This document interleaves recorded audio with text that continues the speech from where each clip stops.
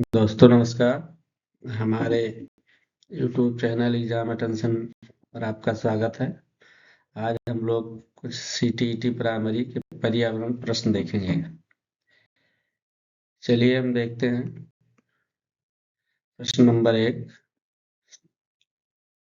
निम्नलिखित में से कौन सा कारक जैव आवर्धन का मुख्य कारण है? जल चक्र, खाद्य श्रृंखला में विषैले पदार्थों का संचय, ऊर्जा का ह्रास, अपघटन की प्रक्रिया।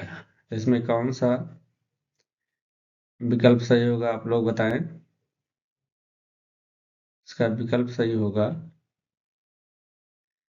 बी। क्या होगा? बी। इसका चलिए व्याख्या देख लेते हैं। सही उत्तर भी होगा। जब कोई विषैला रसायन जैसे DDT खाद्य श्रृंखला में प्रवेश करता है और प्रत्येक ट्रैफिक स्तर पर उसकी मात्रा बढ़ती जाती है तो इसे जैव आवर्धन कहते हैं। क्या कहते हैं? जैव आवर्धन। ठीक है, अगला प्रश्न देखते हैं।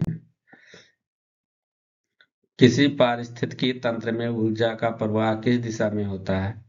चक्रीय रूप में होता है, अपघटकों से उत्पादकों की ओर, उत्पादकों से उपभोक्ताओं की ओर, सभी जीवों के बीच समान रूप से। तो इसका उत्तर बताइए।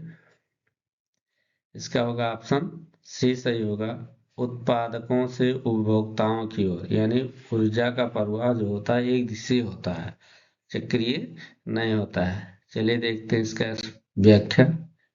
व्याख्या। ऊर्जा का प्रवाह एक दिशा होता है जो सूर्य से उत्पादक होता है, उत्पादक से उपभोक्ता, उपभोक्ता से अपघटक की ओर जाता है। ये चक्रीय नहीं होता है। ठीक है, अगला प्रश्न देखते हैं।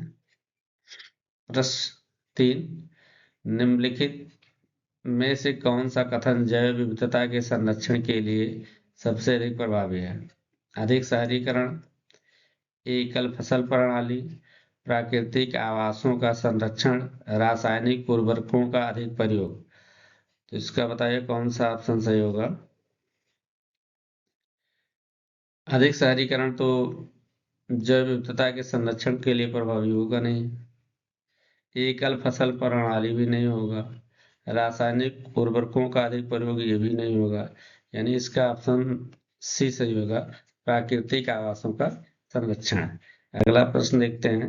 प्राकृतिक आवासों का संरक्षण करने से विभिन्न जीव जंतुओं और पौधों की प्रजातियां सुरक्षित रहती हैं, जिससे जैव विविधता बनी रहती है।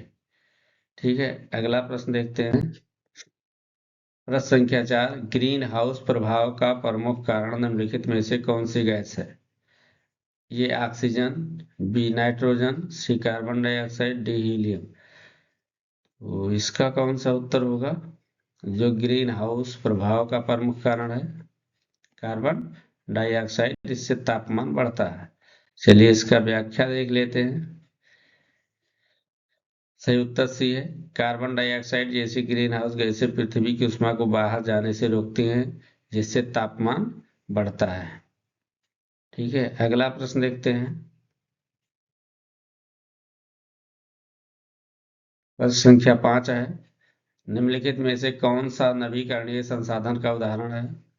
कोयला, पेट्रोलियम, सौर ऊर्जा, प्राकृतिक गैस।